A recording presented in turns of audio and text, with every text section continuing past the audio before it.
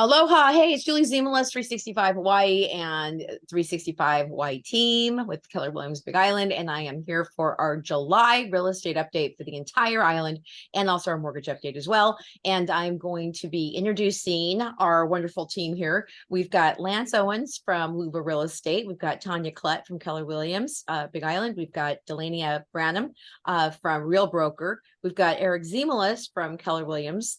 We also have Scott Wynn and Joe Egan from the Wynn and Egan team, and they are our finance experts. And we are waiting for our East Hawaii friend Amber Haley to join us. But let's get started with, I'm going to have Delania start. What Delania offers every single month is a snapshot into three major neighborhoods in West Hawaii, and it kind of gives us a flavor of what's kind of happening overall. So Delania, do you want to start, and then we'll bounce over to Lance, and then we'll start going around the island with Tanya being next after that. Sounds good. So we're starting with Polani Estates, and I combined May and June since I was not here last month. Currently, there's 0 active listings in that neighborhood. There is one that's under contract. It's listed for $1,085,000. That's after a $50,000 price reduction. That happened about 3 weeks in, and it took about 6 weeks for it to go under contract. So in the last 2 months, there have been 2 sales, one at $845,000. It was listed at $865,000, but that was after a price reduction. So original price was $899,000, sold for $845,000, on the market for 147 days, and it was in and out of escrow once before it went under contract to be sold. The other one that sold the last 2 months was it sold for $939,000, listed for $949,000. Original price was $989,000, on the market for 40 days. So you'll see as I go down the list, almost everything's selling under asking. Almost everything's going initial price reduction, then a sale. Next one, the only condo is a Li'ilani that we look at. There's usually a lot of inventory in there, and this is between 2-bedroom and 3-bedroom units. So that's kind of when you see the price range. There are currently 4 active, listed between $469,000 and $600,000. Which is kind of hard to believe that that's the price point that we're in a Li'ilani. Of the current actives, 3 of the 4 have had a price reduction. The 4th one's just been on the market 1 day, so it'll probably end up with a price reduction, but that's also the lowest priced one. So that might go. We'll see what happens. Yeah.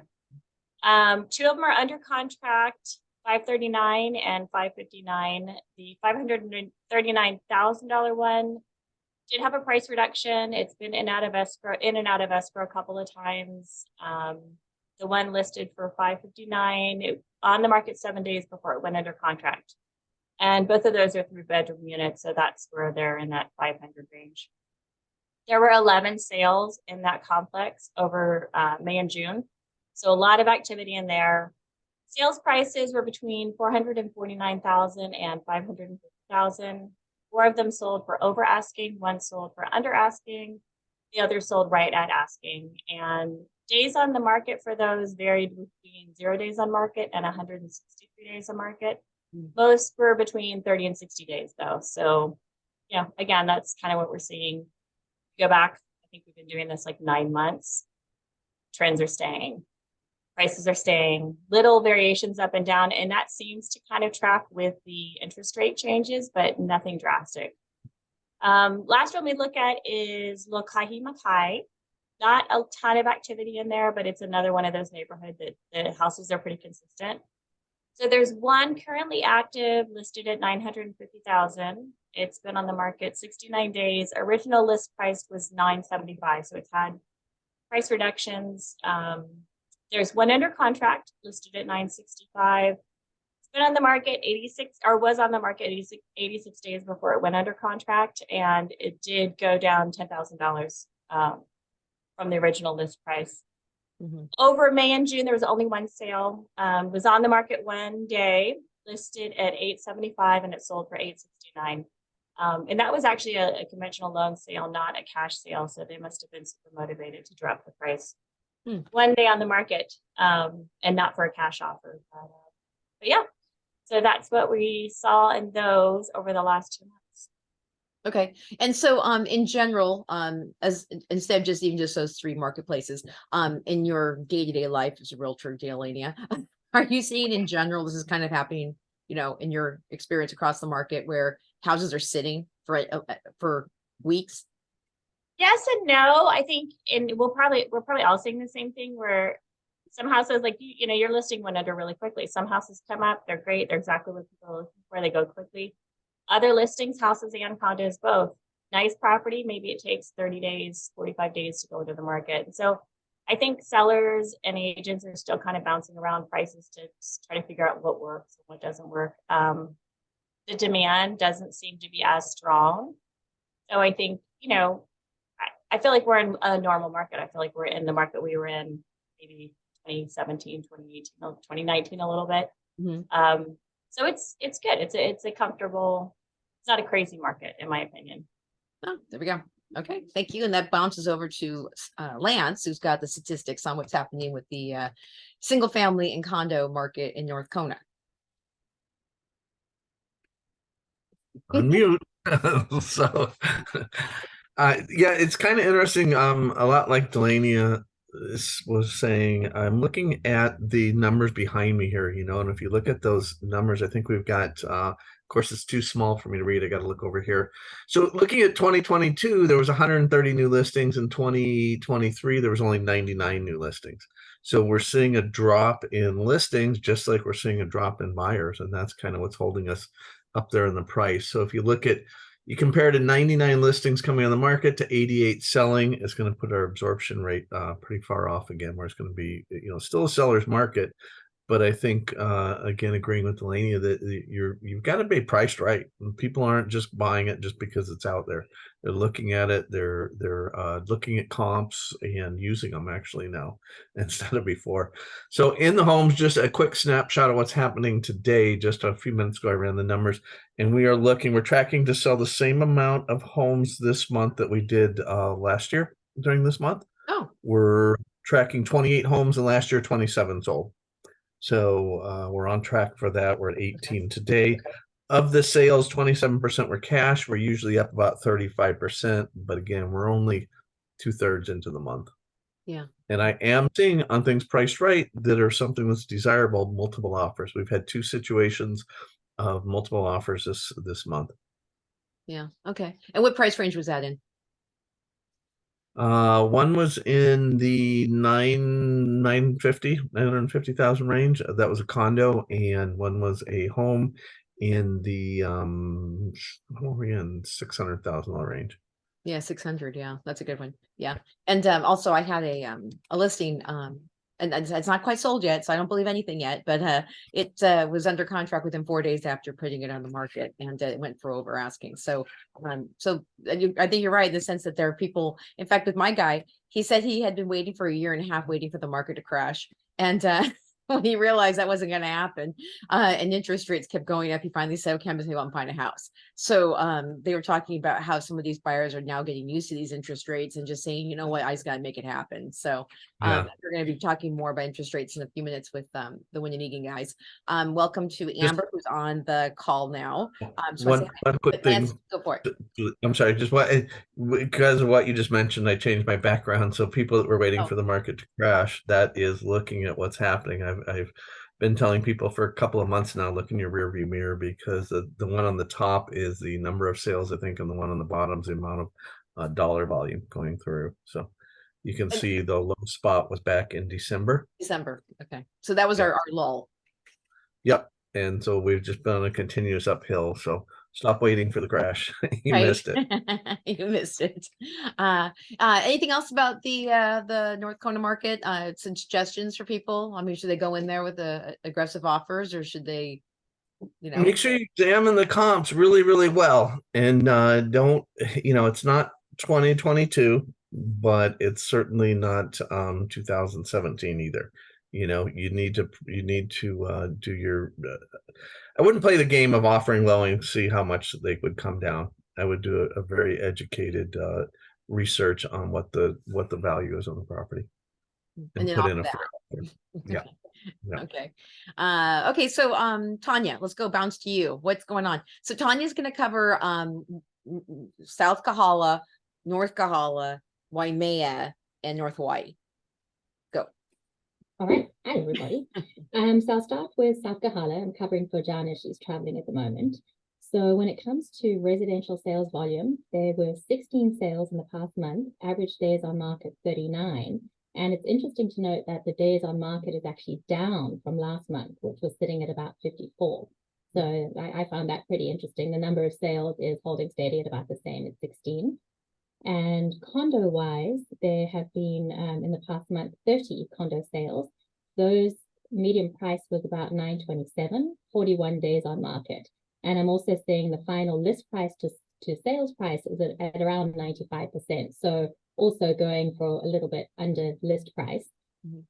And when it comes to Hamakua residential, there were five units sold there. Average days on market was 76, which is up from a month ago. And a year ago, it's pretty similar. And then Hamakua, there's not really any condos to speak of there. And North Kahala, when it comes to residential, there were 5 sales. Average, the median price was about 689 and 177 days on the market. That was a bit of an outlier when you look at the month before, it was 6. So a little bit of an outlier there. And then when it comes to condos, there was just one up in North Kahala, and that was 132 days on the market at a 900,000 price point. And then I agree with both Jelania and Lance just about the offers and pricing. I'm still seeing a few multiple offers, but that's in something that's priced really well. And obviously a lot of people looking. We don't know how many, how long buyers have been looking and waiting for a certain thing to come up. So I think that also comes into it. But also when it comes to comps, just really digging into those comps and making an informed and educated and realistic offer, I would say. Mm-hmm. And on that one too, that is extremely low inventory as well, right? When one thing comes up, right? Yeah, exactly. So let's say you had 6 buyers. Well, then you go, then you automatically in a multiple and I've talked to people. It's so funny. I get it because we were looking for a house, but I mean, we weren't as rabid as some of the people I've been hearing about. But some people seriously say that their entertainment for the night with their spouse every night is looking at Zillow. So they're just waiting for something that shows up where both of them say that checks my boxes, and then they jump in and say I need that house. So interesting with when people are doing that in a market that's so so few things to buy. Yeah. So okay, so what's going on with the up from there north of that is Waimea? Oh yeah, that's included in the South Kahala. Okay, so the whole area doesn't have much going on. No, there's not a huge amount of inventory at all. And anything that does pop up again, even if it's not that reasonably priced, it's still getting a lot of attention. It might just not be getting all the offers. Yeah. But there's definitely low inventory. So especially in Waimea, there's not much at all. Something just popped up in the dry side today for under 700. And speaking to the agent, his phone has been ringing off the hook this morning. So it's people are ready and waiting. Just waiting for the right thing to pop up. Especially in that price range, anything under $1 million. Yeah, exactly. Those don't come up too often anymore.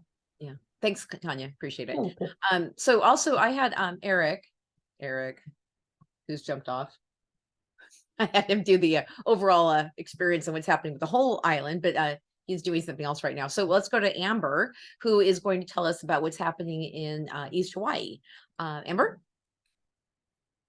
Aloha from, I'm in the Puna district right now, and it is very humid from leftover from Tropical Storm Calvin.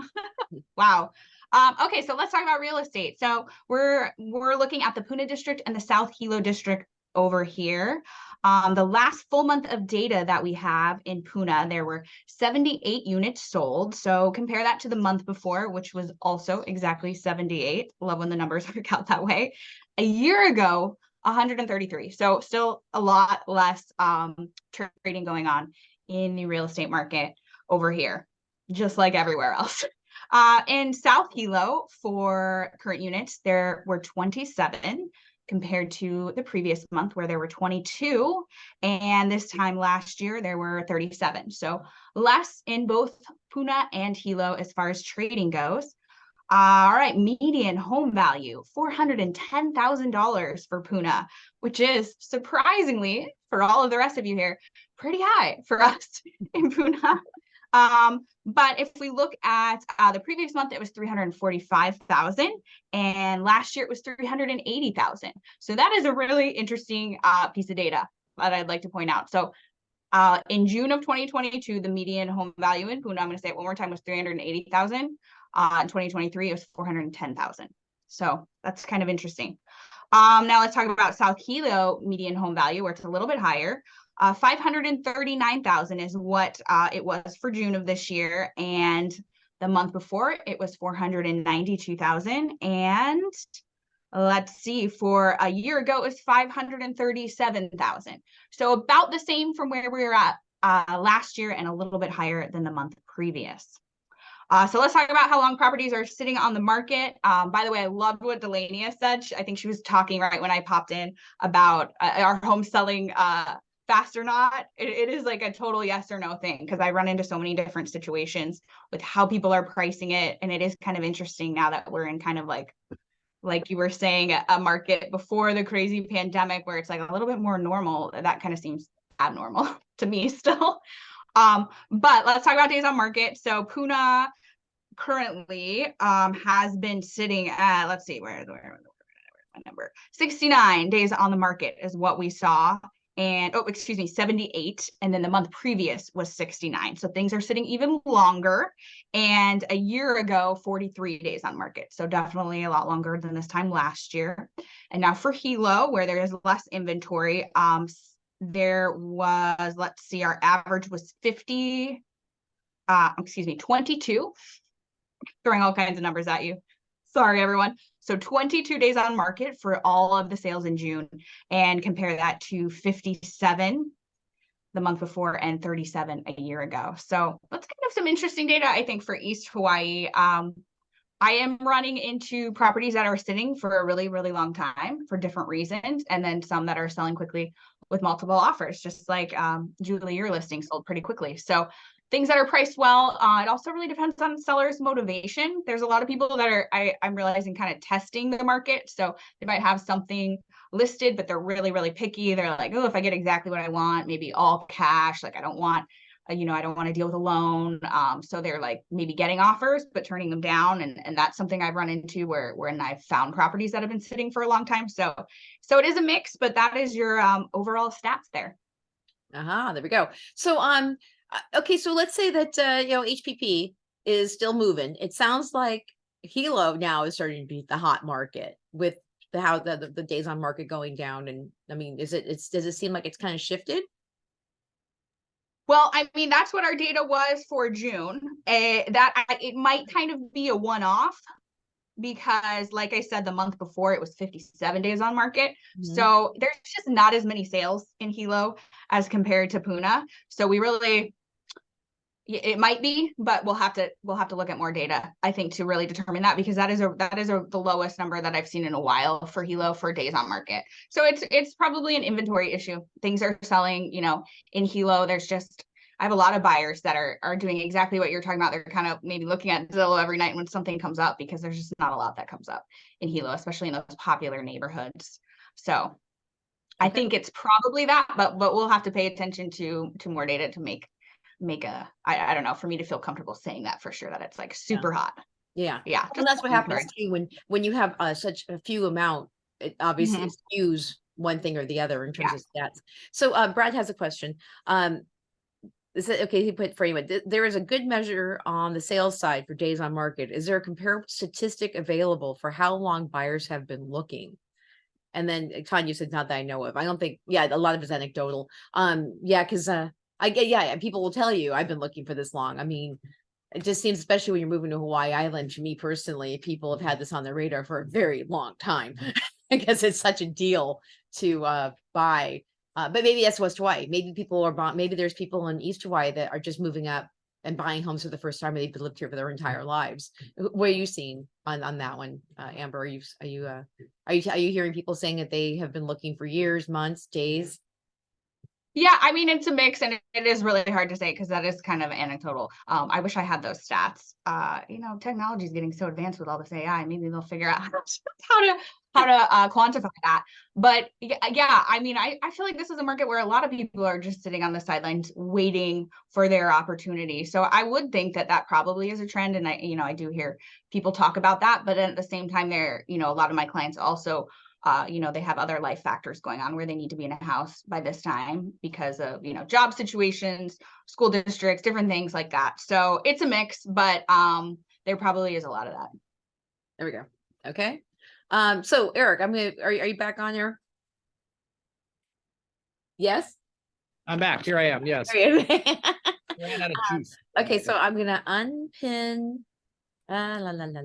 Okay, I have Amber's pinned. Okay, I'm unpinning her.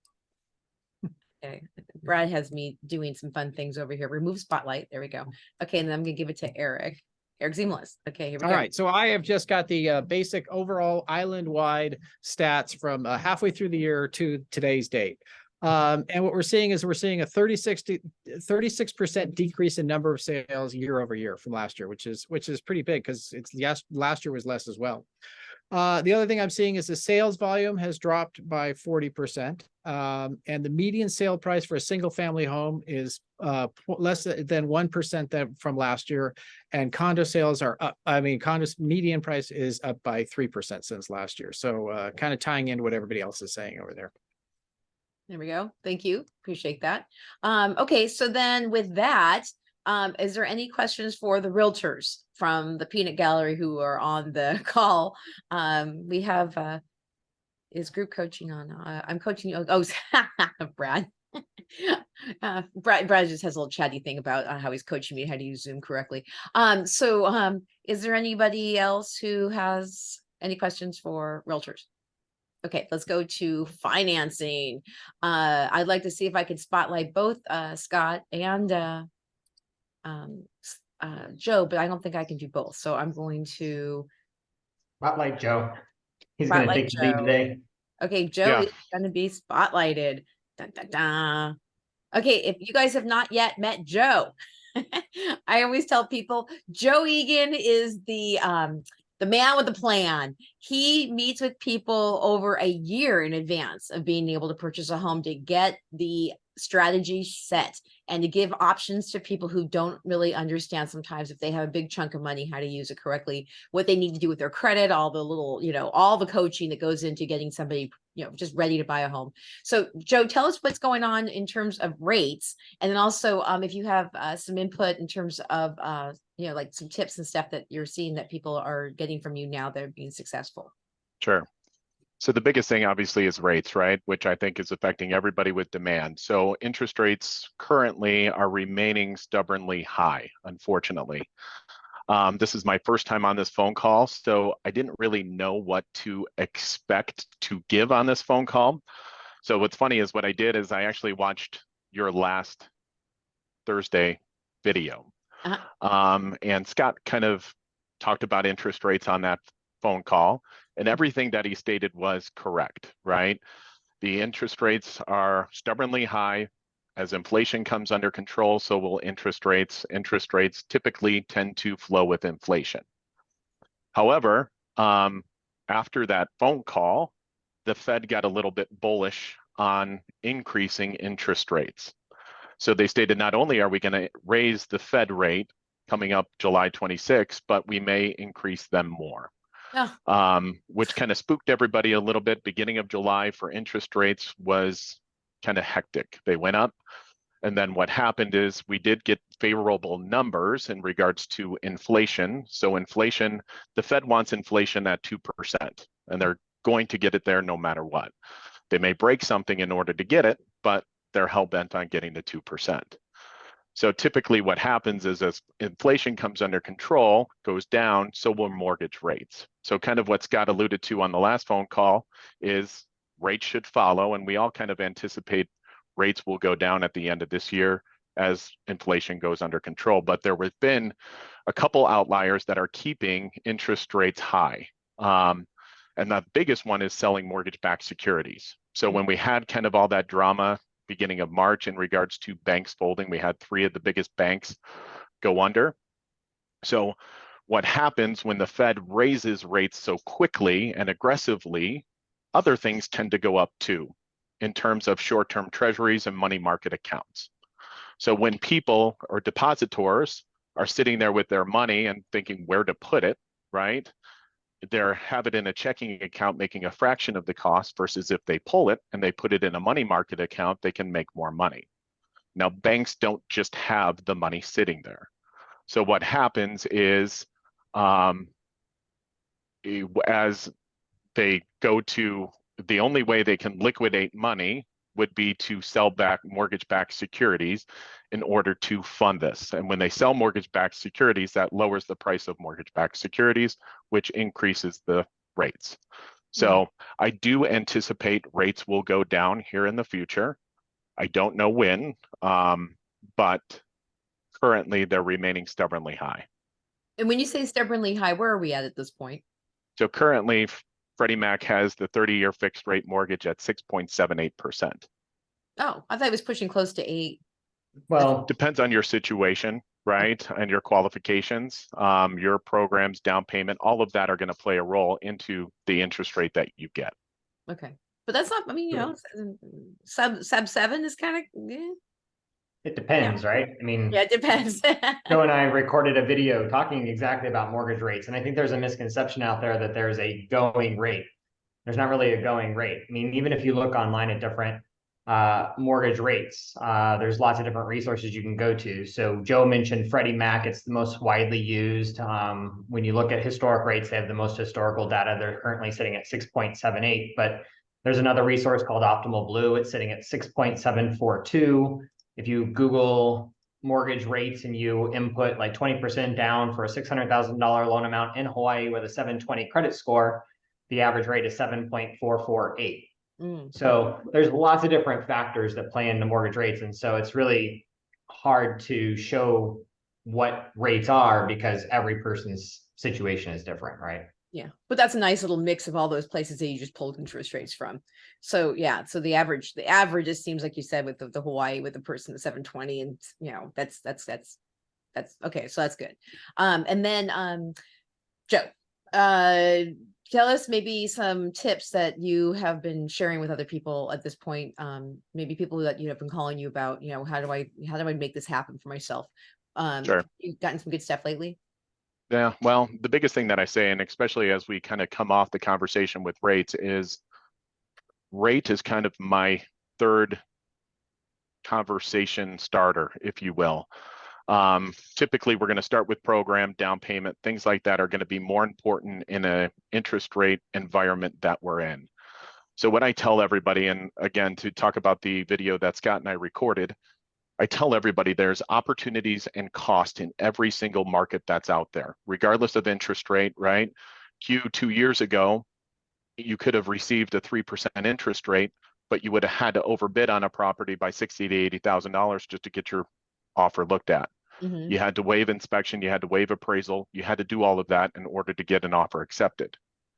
Now, right, you're going to get a higher interest rate, but based upon kind of what every real estate agent just shared on this phone call, most of the time you're getting an offer accepted under the list price, and you can negotiate things like inspection, appraisal, things like that. So you're not, there's opportunities and their cost in every market. The biggest thing is making sure that you can afford it. And most likely anybody that gets in a loan now won't be in their mortgage long term. So how do we mitigate that cost and to better serve them financially? No, and speaking of that, Scott, tell them what your story is with what you guys are willing to do for people who buy mortgages now. Yeah, so Julie's referring to our certainty guarantee, where anybody who finances a home through us right now, we offer them a 2-year guarantee that if and when rates do come down based off of all the things that we're projecting will happen with inflation reducing, we'll do a free refinance so that they can take advantage of those lower rates and not have to pay the fees that typically come along with the cost of refinancing. So it can be a good way to get in while the competition is lower and refinance and lower the monthly cost long term. So yeah, it was funny because I think Lance, we were talking about what we thought the interest rates would be by July, And I think all of us were thinking like 5.5%. And it's like, no. So you both of you guys, it seems as if the prevailing thought process is that the Feds raise the rates quickly, but they are going to lower them slowly.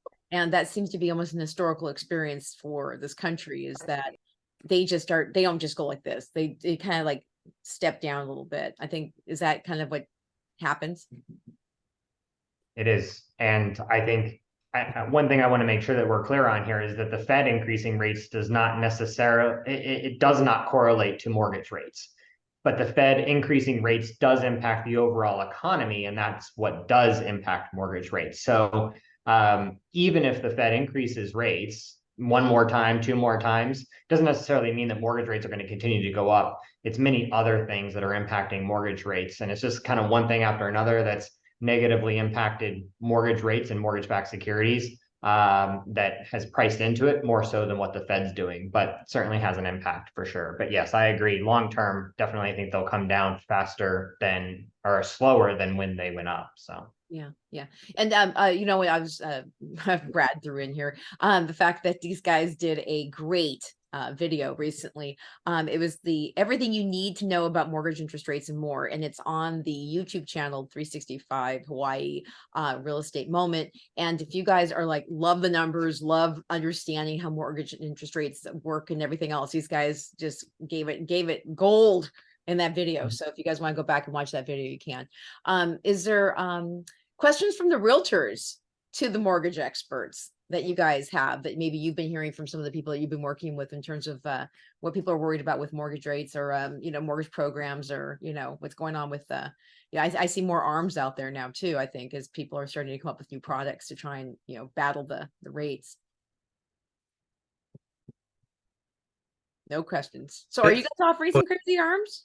I don't know. Go ahead. Scott, do you guys do commercial loans too at all, or no? no, we don't. No. And land loans either. Somebody asked me if you guys did land loans. No. We do land loans. You do? Mhm. Oh, okay. Here in Land loans, construction loans. I would have to confirm, obviously, that we do it in Hawaii, but we have them. Oh, good. Okay. Okay. So then we have a if there's no other questions real quick, this is where we kind of play the little fun experience. I'm watching, so I'm going to take you, like, you know, and you guys have to be all, let's see, I'll remove spotlight. Okay, and we're going to have an open discussion, because people who are watching this video, lots of these people who watch these videos are trying to figure out how to move to Hawaii Island. And one of the questions I'm going to ask the wonderful panel is, what is an interesting thing about Hawaii Island that could surprise you when you move here? And so Lance and I kind of had started this conversation a little bit earlier. So Lance, I'm going to let you go first. What is that thing? I'm gonna pass on that one. I'm gonna let you ask. I got all wrapped up in with a client, and I never even had a chance to think about it. So I apologize. Well, okay. So Yes. if no one else mentions it, I'll kind of ring your bell about a little bit about what we discussed about the weather. So Tanya, is there something interesting about the island that can be surprising? What surprised me is that it snows in Hawaii. I grew up in Africa and moved to Hawaii and did not expect to have snow. Oh, there And you it's go. one of my favorite things is when it does snow. I love it. I'm still like a kid with it. We get up there as much as we can. That's cool. Yeah, that was when we moved here too. When we first got up there and started throwing snowballs at each other, that was pretty a unique experience here in the island. Yeah, and then also the fact that it snows more than once sometimes. I think, right, and you could be down at the beach, or you could go up and play in the snow. You know, and being in a bikini on a boat and looking up at the snow, that was just really wild to me when I first moved yeah, here. yeah. And it really works well when you come to Hawaii and you're sick and tired of being in 80-degree heat. You can just head up to the top of Mauna Kea and then you can freeze your butt off. So, Delaney, anything fun for you to mention on that one? Yeah, and actually, a buyer brought this up to me recently. You can't grow the same fruits and veggies everywhere on the island. You would think maybe, oh, I'm going to buy this property here and plant bananas and tomatoes and strawberries, and I'm going to buy this property over here and have citrus. But there's so many microclimates, and elevation has such a big, it's not just, oh, warm, cold, zone 8, zone 9, whatever. It's really temperamental. So if you're thinking that you're going to have crops or, you know, even a mini garden, you know, check and make sure, like really look into that before you commit, and then realize that you can't have, you know, your star fruit tree that you love, because it just doesn't grow well in your neighborhood. So that's important. There you go. And then if you guys are looking for that kind of information, the Hawaii Hawaii Tropical Growers Association. Association. And they have that on Facebook too, if you want to ask questions and stuff. Yeah, in fact, Delaney and I actually had been on the Kona Cacao Association, and cacao is a really great crop to grow, but only in a band that's this big on this island. And You'd be surprised. Like there's a lot, there's a lot of places. Coffee's for like even coffee, there's a lot of places that you would think there's areas that things like coffee and cacao do really good at. Mhm. But you know, you see it in locations that you wouldn't necessarily think. It's just a matter of how much you want to grow and how hard you want to work. And how much you want to water it. Yeah. Okay, that's cool. Amber, what's something that's surprising? There are so many things that surprise people. I could go off for a while, but I'll name a few. In East Hawaii, specifically, a lot of the neighborhoods you cannot get mail delivered. A lot of places across the island, we bring our trash to the transfer station. That's kind of a more normal way of life. We do directions a little bit different here because generally speaking, our highways like in one big circle around the island. So a lot of people don't realize that the first two words you might need to learn are Mauka and Makai, toward the mountain, toward the sea. That's how we give directions. That's what we reference all the time, even in real estate when we talk about Makai side, Mauka side. So those are a few little things. Yeah, and also mile markers help people kind of get an idea of where they are in the island. Yeah, that's a good one. Good. Eric? I got a new one. One of my clients is they're new and they're looking for furniture, and furniture is definitely an item that is difficult to find here. In the sense that there aren't very many stores and they're always pretty expensive. And if you have to order something, you're looking a long way down. There you go. That's true. And extra fees to ship it there. Yeah. In fact, Scott had quite a bunch of, Scott, you had put a bunch of furniture that you shipped over here into your house here, and it was pretty expensive to move that stuff here, right? It was, but I don't know. I guess if you were to consider having to buy furniture and ship it onto the island, it was probably less expensive to ship it in our shipping container than it was to buy it and ship it in. So that's that. When people say that, should they bring their furniture over, or should they just buy it here? Sometimes it makes sense, right, to have your stuff shipped over because you might have a hard time finding it. So, and to Eric's point, even timing, right? Like you might want a couch, but it might take 6 months. So yeah, that's true. Okay, so Lance, remember we talked about the weather? Okay, I got it. All right. So we were totally talking about something else and it came up. I was noticing that in my 23 years here on the Big Island, some of the absolute best days on the planet Earth that I've experienced here has been on days of hurricanes. So it gets sucked out to the other parts of the island and it pulls everything out, and we just sit here in Kona. And it is just gorgeous and beautiful. I mean, yesterday and the day before were just like heaven sent. It was just the horses were laying down in the arena, absorbing the sunshine, and it was unreal. So yeah, that was my today for Lance and myself and Delaney, I think is too, is that it's overcast, gray. It had been raining just like 5 minutes ago, and we had no rain yesterday. So here we're all waiting for this big hurricane to hit, or at least a tropical storm as it was moving through, not a gust of wind. So we were joking around saying it, if you're living in West Hawaii, now I know that with Amber, I'm sure that they got some remnants of the storm, but you can pretty much see a newbie coming when the newbie is the person that's brought all their furniture off their lanai and around their house and stuffed it all into the living room, and they're waiting anxiously for a big storm to hit. And I'm not saying it's never going to happen, but those clients all the time. Yeah, they're like, should I be taping my windows? Do I need to go to the hardware store and get boards and stuff? And I'm like, no, probably go get something good to barbecue tonight because it's really going to be nice out. Yeah. And Scott, one of the things that remember we talked about when you think you're going to buy a piece of land, what's the experience that you've seen with that too? Well, I think it's interesting because I think a lot of people in Hawaii want privacy. And I think for a lot of people, privacy equates to land. And so people want to buy like an acre of property. We had an acre of property. And I think it's obvious at first glance that, of course, the weather stays pretty consistent year round.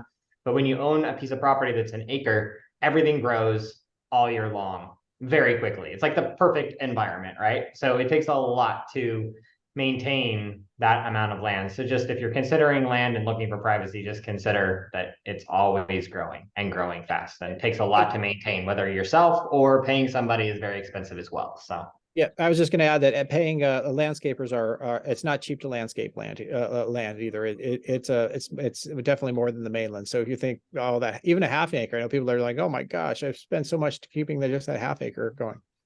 Yeah. In Yeah. fact, I had one guy, he had spent, I don't know, 5 or 6 years in his house. And one of the reasons he was selling the house, because he was just damn fed up to with having to spend so much of his weekends weeding and taking care of his landscaping. So yeah, so if gardening is not your favorite thing to do, you better get some help or figure you might not get as much land.